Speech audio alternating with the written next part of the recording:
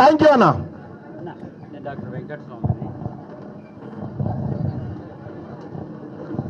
గారికి, భాస్కర్ గారికి, వాళ్ళ బృందానికి అందరికీ, కేఏకేలు వచ్చినటువంటి మిత్రులందరికీ ధన్యవాదాలు తెలియజేసుకుంటూ, సోదరులారా, మా అన్న చెప్తా ఉండే వాళ్ళ పేరు డ్రామారావు బాతాల పోషెట్టి పెట్టిండని చెప్పి. మరి ఇదే కేసీఆర్ సభలలో నిలబడి మన ప్రజలను సన్నాసులు, వెధవలు, దద్దమ్మలు అనుకుంటుంటే ఊకోవాలనా అన్న? ఊకోవాలనా? ఈ ప్రజలను వాడు ముట్టుకున్న ప్రతిసారి వానికో పేరు పెట్టినా, ఈ ప్రజలను తిట్టిన ప్రతిసారి వానికో పేరు పెట్టినాం. ఇది కేసీఆర్కు ప్రజలంటే చిన్న చూపు. ఇది బంద్ చేయండి సౌండ్. కేసీఆర్కు ప్రజలంటే వాళ్ళు బానిస లెక్క కనిపిస్తూ ఉంటారు. కానీ కాంగ్రెస్ పార్టీకి, తీన్మార్ మల్లన్నకు ప్రజలంటే దేవుళ్ళ లెక్క కనిపిస్తారు, ప్రజలంటే ఓటర్ల లెక్క కనిపిస్తారు, ప్రజలంటే మహారాజుల లెక్క కనిపిస్తారు. వాళ్లకు మాకున్నటువంటి తేడా గది. ఇలా సోదరులారా, డ్రామారావు నిన్ననో మొన్ననో ఇక్కడ వచ్చిపోయిండు. ఇక వాని కుటుంబం కథ చెప్తే ఇది ఏదో గ్రంథాలయాల్లో కూర్చొని రాసే చరిత్ర కాదు వాళ్ళది. ఈ చెంచల్గూడ జైల్లో, తిహార్ జైలులో కూర్చొని రాస్తేనే అద్దినట్టు వస్తాయి అక్షరాలు వీళ్ళవి. కేటీ రామారావు మాట్లాడతాడు, తీన్మార్ మల్లన్న వాడే కూడా అంటాడు, తీన్మార్ మల్లన్న దొంగ అంటాడు. అవురా, మీ ఈబ్బలకు వచ్చిన దొంగనే నేను. మీ నాయనని అడుగు, తారక రామారావు పోయి, నాయన చదువు చెప్పిన సార్ ఇంట్లో ఎక్కబత్తిలో పోయి ఎత్తుకొచ్చినమాట కదా, నువ్వు దొంగవా మొగోనివా అని అడుగు చెప్తాడు. కేసీఆర్ అడుగు చెప్తాడు. దుబాయ్ శేఖర్ అని ఎవరికి పేరున్నది అన్న? ఎవరికుందన్న? కేసీఆర్కు ఉన్న. దుబాయ్ శేఖర్ అంటారు ఆయనని, పాస్పోర్ట్ల బ్రోకర్ అంటారు. ఈ హైదరాబాదు చుట్టుముట్టున్నటువంటి భూములన్నీ కబ్జా పెట్టినోడు ఎవరన్నా? ఈ కేసీఆర్ కాదా? కబ్జాలు మీరే చేస్తారు, దొంగతనాలు మీరే చేస్తారు, ఆ కిషన్ రావును పెట్టి కిడ్నాపులు మీరే చేస్తారు. మేము చేసేందుకు ఏ పని లేకుండా అందుకే మేము మీ అంట పడ్డాం. ఒక మాట చెప్తా ఉన్నా సోదరి మనలారా, కేసీఆర్ కుటుంబం చేసినటువంటి దోపిడీ అంతా ఇంత కాదు.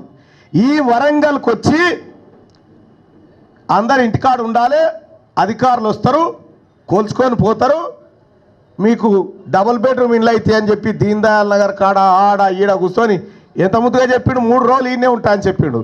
ఈయన 3 రోజులు ఈడుంటే మా నాయన రాజేంద్ర అన్నని హౌస్ అరెస్ట్ చేసి పెడతారా? ఇక 3 రోజులు ఈడుండి రంగుల ప్రపంచం చూపించిపోయింది. ఇక పాపం జర్నలిస్టులకు అయితే మీకు పార్క్ ఉంటుంది, ఆడిటోరియం, మీ పిల్లలు ఆడుకుంటేందుకు గ్రాస్ గీస్ అంత ఉంటుందని చెప్పిండు. అది ఎటు పోయిందో ఇది ఎటు పోయిందో. వరదలు వస్తే, మొన్న ఒక్కసారి వరదలు వస్తేనే వరంగల్ కథ ఏందో తెలిసిపోయింది. వరంగల్కి ఏం చేసింది లేదు. మీదికెళ్ళి వరంగల్లో చారిత్రాత్మక జైలును తీసుకుపోయి మహారాష్ట్రలో తాకట్టు పెట్టి ఎత్తుకొని పోయింది కథం. ఇది కేసీఆర్ ప్రగతి. ఇంకా నట ఏం చెప్తా ఉన్నాడు? తీన్మార్ మల్లన్నకు కాంగ్రెస్ పార్టీ మా నాయకత్వం ఎమ్మెల్సీ టికెట్ ప్రకటించిన తర్వాత చాలా చర్చ అయింది. ఎక్కడ? బీఆర్ఎస్ పార్టీలా. ఎట్లా? ఏదో సినిమాలో నువ్వోరా ముందుగాల హీరోతో కొట్లాడుతాను అంటారు చూడు. నువ్వోరా అంటే నువ్వోరా అన్నట్టు, నువ్వు చేయి అంటే అసలు చేసి చూడలేడు. మాకొద్దు ఎందుకు? ఓడిపోతాడని. ఎవరు దొరకకపోయేసరికి పాపం ఆ పోరని పట్టుకొని తలుపు కట్టి తీసుకొని వచ్చారు. ఇక దుర్గమ్మ గుడి చుట్టూ దింపుతావు రీ 3. నేను చెప్తా ఉన్నా, నిజంగా గెలిచే సీట్ అయితే నీకెందుకు ఇస్తారు తమ్మి? గెలిచే సీట్ అయితే వాళ్ళే తీసుకుంటారు కదా. నీ దుకాణం మూసేందుకే ఆ 10వ పరకన ఉంటే ఆయనతో దులుపుతారు, ఓడసగొట్టి ఎలా కొడతారు. ఆయన నట పట్టభద్రులకు అండగా ఉంటాడట. ఆయన కండగాల పార్టీ వాళ్ళే లేరు. ముందుగాల ఆయన పార్టీ వాళ్ళు ఆయనకు అండగాలే లేరు. రివ్యూ మీటింగ్ పెడదామంటే వాడు పత్తకు లేడు. నిన్న నర్సంపేట కాడికి పోతే మొత్తం హాలు నిండా 1000 మంది పట్టభద్రులు వచ్చి కూర్చున్నారు. నిన్న అంతకుముందు రోజు పెడితే 500 3 ఎట్లనే చేసి నింపుర్రా మీకు దండం పెడతా అని చెప్పి కేటీ రామారావు ఇజ్జత్కే సవాల్ పెట్టుకుంటే కూడా సగం కుర్చీలు తీసేస్తే ఆడికి ఆ 60-70 మంది ఉన్నారట. ఇక ఆయన గింకారాలు చేస్తూ ఉంటాడు. ఏమని? రాకేష్ రెడ్డి గెలిస్తే మెడలో వస్తాడట. ఎవరి మెడలో వస్తాడు? ఎవరి మేడలు ఎవడో వస్తాడు? రాకేష్ రెడ్డి ప్రశ్నిస్తాడట. వీళ్ళకి టికెట్ ఇవ్వకపోతే గతంలో బీజేపీ నేనే ప్రశ్నించిన మళ్ళా.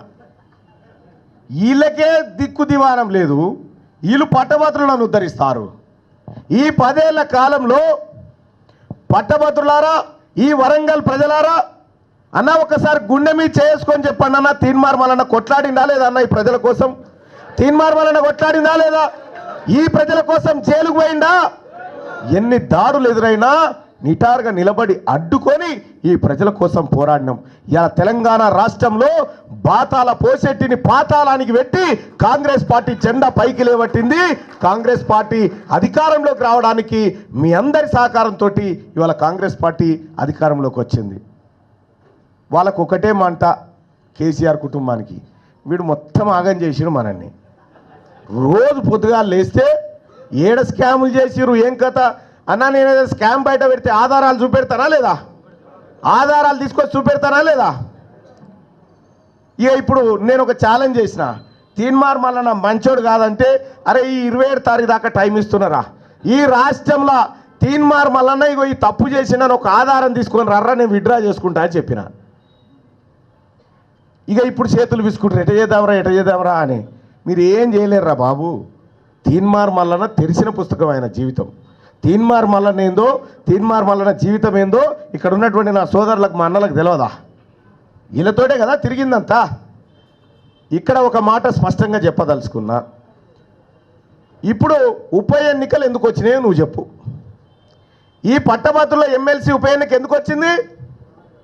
టీఆర్ఎస్ పార్టీ మాకు ఈ పదవి వద్దని, మేము పట్టభద్రులతో మాకు సంబంధం లేదని ఆ తట్ట నడి బజార్లో దించిపోతే వచ్చింది కదా. వద్దని పోయినావు. మన పల్లెటూరు భాషల సామెతలు చెప్పాలంటే ఏదో చేసి వెనుకకు చూసినట్టు ఉంటుంది. సోదరులారా, వీళ్ళ కథ అట్లుంటుంది. నేను ఒకటి చెప్తా ఉన్నా, నువ్వు వద్దన్నావు, పదవి వద్దన్నావు, పట్టభద్రులతో సంబంధం లేదన్నావు, వెళ్ళిపోయినావు.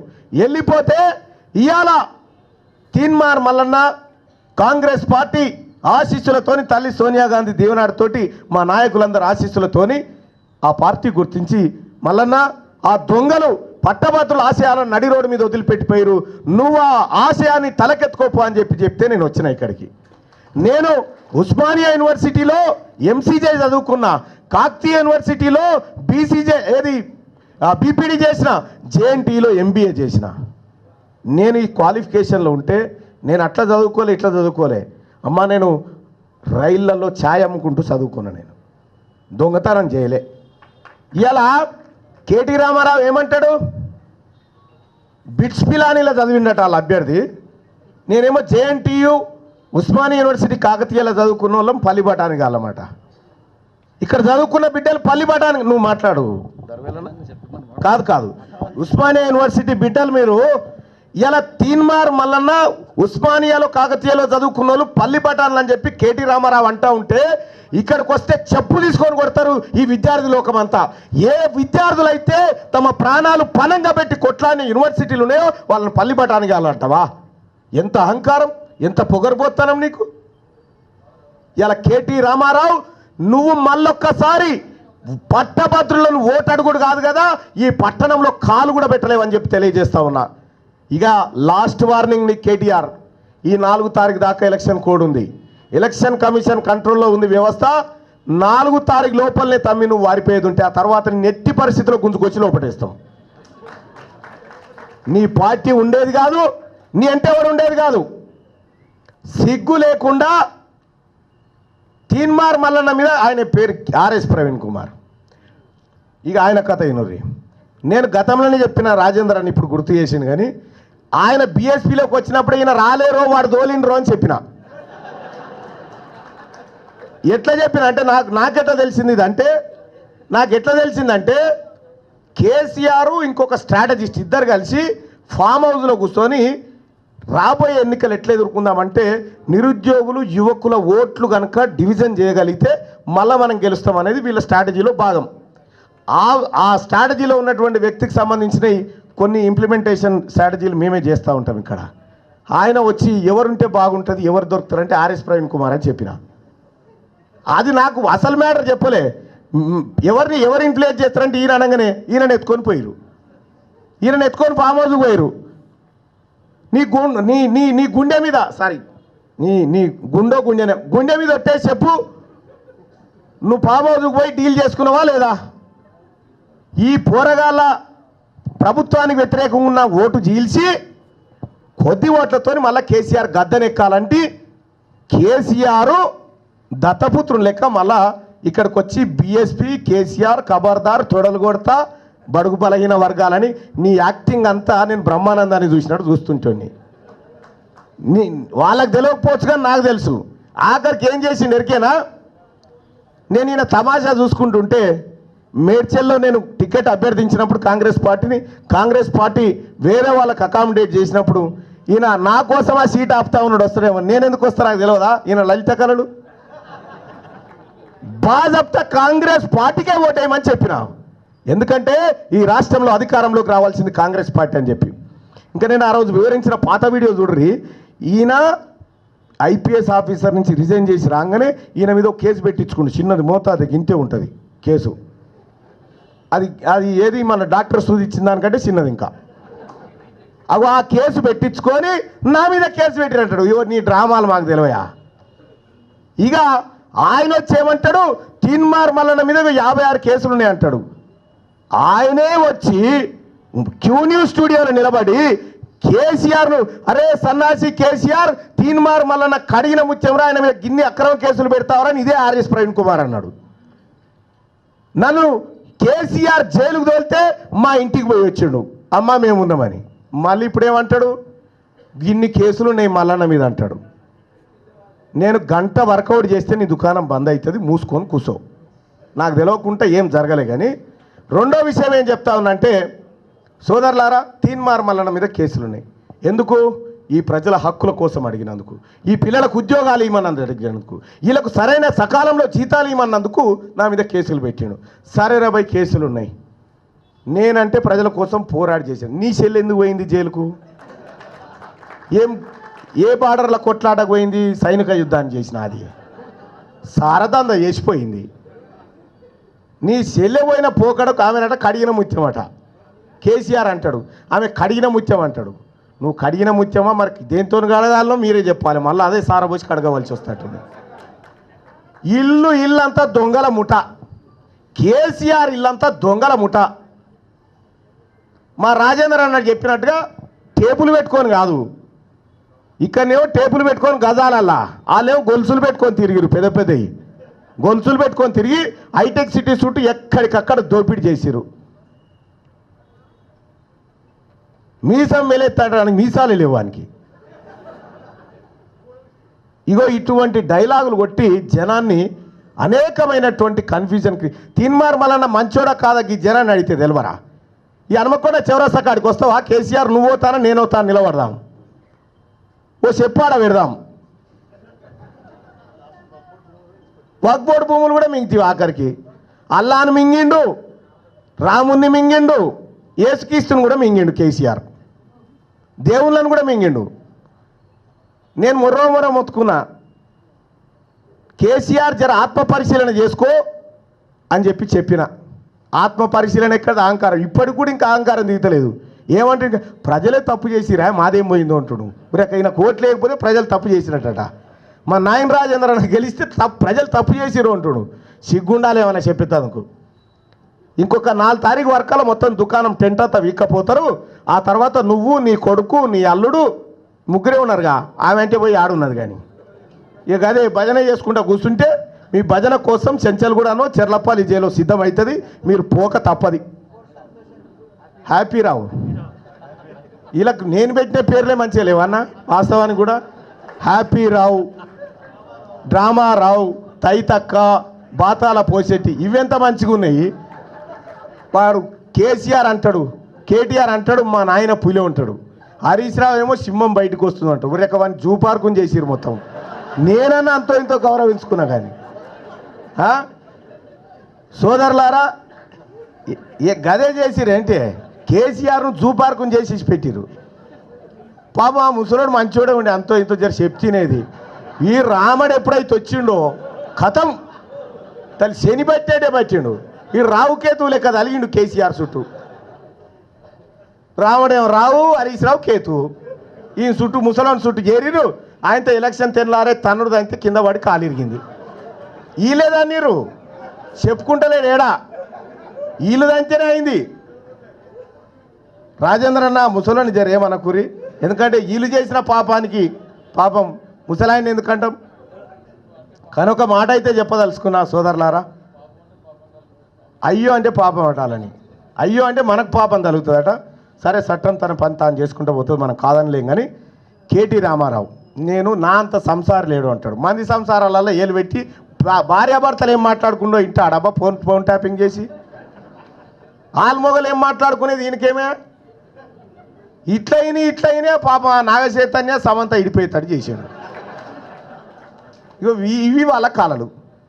వీళ్ళు వచ్చి మేము శుద్ధ పూసలం, మేము తారాజువలం అంటే నమ్ముతారు. ఏం రావు ఆ రకులు రావేవాళ్ళు మళ్ళీ పేరు పెట్టి రాయలు చెప్తే కూడా.